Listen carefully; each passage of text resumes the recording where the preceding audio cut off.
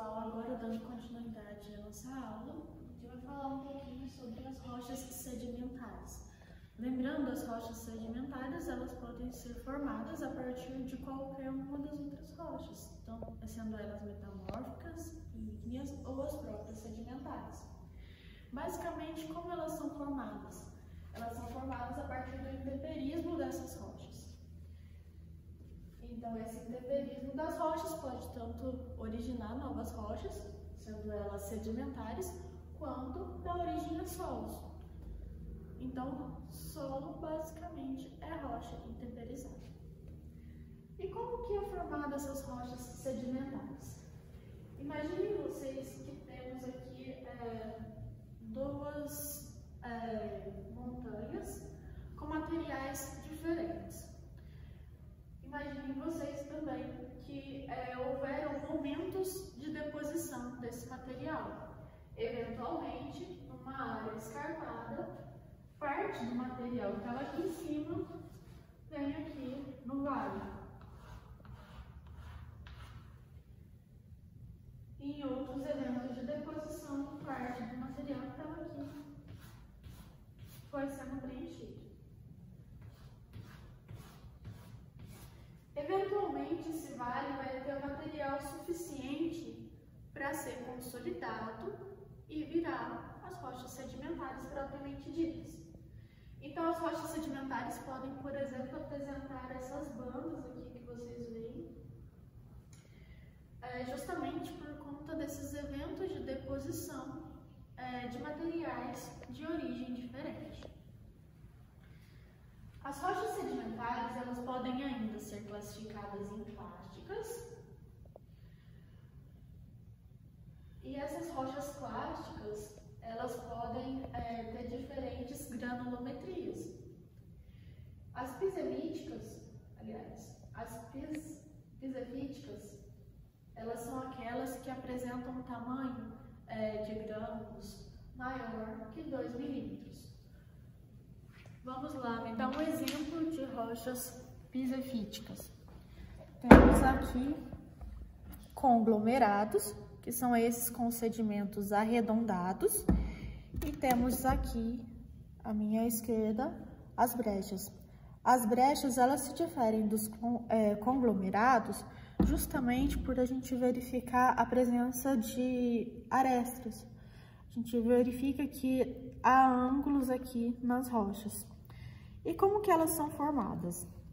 Pensem vocês, as brechas, por elas serem arredondadas, possivelmente elas já estiveram, por exemplo, num leito de um rio, que faz com que as rochas sejam esculpidas pelas forças das águas que vão carregando essas rochas e minerais ao longo do curso das águas.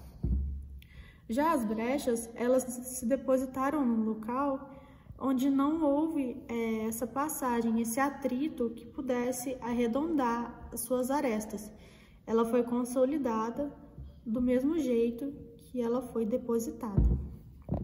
Então, para você formar uma rocha sedimentar, você tem que ter, então, uma pressão aqui, gerada pela deposição do material e a temperatura que a própria pressão vai gerar nesse material, consolidando essas rochas. Mas como que ocorre a consolidação dessas rochas? Rocha com rocha, como que vai ter essa ligação entre as rochas? Quando as partículas são muito grandes, como acontece aqui nos conglomerados e brechas, existe aqui um agente cimentante. Esse agente cimentante pode ser a própria argila, matéria orgânica, entre outros materiais mais finos, que vão dar essa ligação, vão unir essas partículas mais grosseiras. Agora, continuando aqui, a gente tem também as pisalmíticas. Essas rochas, elas vão ter aqui um tamanho intermediário, né, entre 2 milímetros e 0,05 milímetros. E um exemplo dessas rochas é o próprio arenito. Arenito, basicamente, é areia consolidada. Então, você consegue ver aqui as partículas de areia. Continuando ali, a gente tem que as rochas pelíticas, elas apresentam menos do que 5 milímetros. Isso vai então dar origem, por exemplo, a argilitos, siltitos e folheiros. Aqui a gente tem exemplos de argilitos e siltitos, que a gente percebe que tem uma granulometria bem fina, que foram gerados a partir da consolidação de partículas de argila e partículas de silt, respectivamente. Aqui também o folheiro, que ele tem essa granulometria bem mais fina, né? E a forma, né, que seus átomos arranjam formando essas folhas, né? Então, basicamente, de início a gente tem isso, né? O solo, por outro lado, se a gente pode ver, né, que o intemperismo ele vai gerar tanto rochas quanto solo, o solo ele vai ter essas partículas, né, de areia, silt e argila. A gente também tem aqui algumas amostras. A areia vai ser a partícula mais grosseira, enquanto silt e argila vai ter essa textura mais fininha. Então a granulometria conta muito. Então a gente tinha primeiro um solo que ele pode ser intemperizado e virar rocha, ou uma rocha que pode ser intemperizada e virar um solo. No caso, por exemplo, do arenito, ele tem uma propriedade muito interessante, que é a sua elevada porosidade, já que as partículas elas são bem grosseiras. Isso faz com que essa rocha, né, tenha uma elevada porosidade, contribuindo aí para a recarga de aquíferos. Então são as rochas que contribuem mais para a recarga de aquíferos. E Fernanda, onde que tem esse tipo de rocha? Um exemplo é no Triângulo Mineiro, que está aí intercalado com basaltos.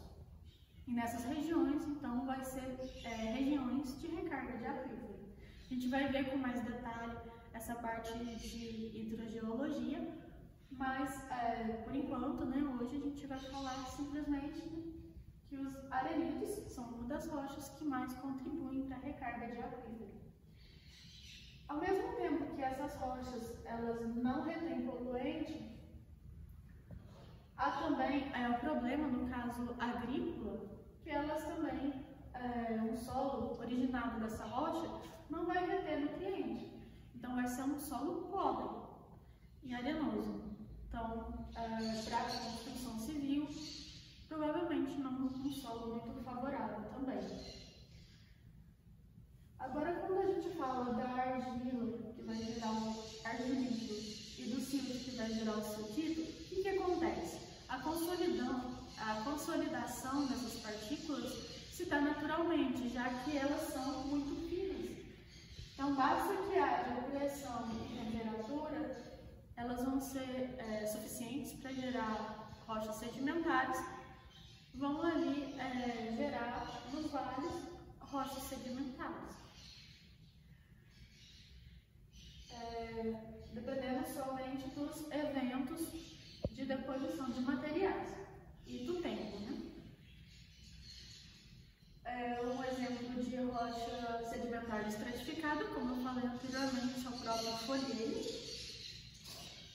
E o que acontece aqui? Quando há alta pressão e temperatura, a expulsão da água intersticial. Essa água é o quê? Essa é a água que estava ali entre as ligações químicas no próprio mineral. E isso faz com que as ligações ocorram e formem a rocha. Quando a gente passa por as rochas químicas, que primeiro a gente falou das rochas plásticas, né? Agora vamos falar das rochas químicas. A gente tem como principal exemplo aqui o calcário, né? E é muito difícil, como eu falei na aula, é muito difícil a gente diferenciar o calcário originado, né, de origem química do orgânico. Mas ele pode ser originado dessas duas formas. tanto da deposição marinha, né, de materiais ricos em cálcio, como carcaça de animais marinhos, entre outros, quanto se formado em outros locais, de rochas ricas em cálcio. Desculpa. E o calcário, vocês já devem ter visto que ele vai ter diferentes nomes. Por que isso, gente? Temos calcário calcítico, magnesino, dolomítico, temos ainda a dolomita, magnesita. E por que todos esses nomes para rochas que têm constituição química semelhante? Eles têm um detalhe que os diferenciam e vai determinar o uso dessas rochas, que é o percentual de magnésio. Então, quanto maior o teor de magnésio, para que vocês acham que vai ser utilizada essa rocha? Provavelmente para um uso que o teor de magnésio mais elevado vai favorecer a agricultura, por exemplo. Então, para a agricultura, a gente vai priorizar a compra, por exemplo, de materiais que vão ter maior teor de magnesita, de dolomita. Já no caso da construção civil, a gente não precisa de magnésio para fazer o cimento, por exemplo. Então, a gente pode pegar o calcário calcítico e ele vai ser até um valor mais baixo, porque ele é mais comum e tem menos desse elemento. A olho nu é muito difícil você separar essas rochas, porque elas têm constituição química semelhante. Então, a visão macroscópica dela não é tão fácil de separar elas, mas você pode separar ela em laboratório, verificando aí o teor de magnésio. No caso, em campo, como que eu vou diferenciar o calcário de outras rochas? Quando a gente vê aqui essa amostra que a gente tem de calcário, a gente verifica, que ele apresenta uma efervescência quando a gente coloca ácido clorídrico. E se a gente pegar qualquer outra rocha aqui do lado, não vai acontecer nada, certo?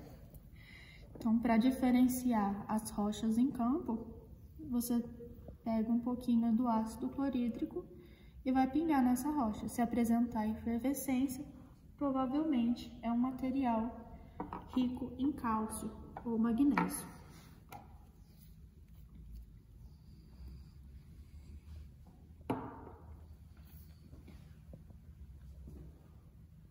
Além disso, se você atritar esse material, vai ter um cheiro característico. Então, se vocês tiverem a oportunidade de entrar em contato com essa rocha, pelo cheiro você também consegue perceber que é um calcário. Isso entra nas propriedades organolépticas que a gente falou na aula de como diferenciar os minerais.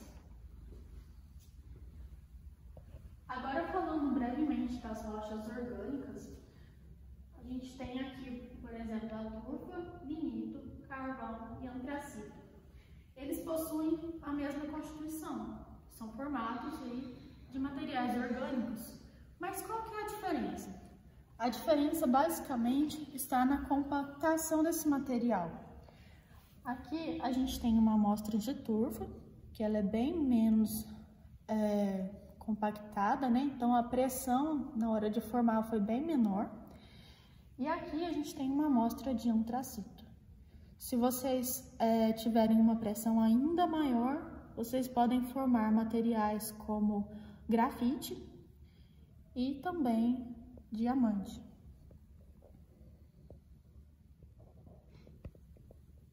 Então, aqui só depende da pressão na hora de formar esse material. Por último, eu vou falar das pedras roladas, né? A pedra rolada, ela não é uma rocha ou um mineral específico. É qualquer material que passou pelo processo ali de rolamento ao longo de um leito de um rio, que fica, você consegue rolar ela, por isso o nome. Então, não é um material específico, é mais o formato e o processo em que ela foi carregada.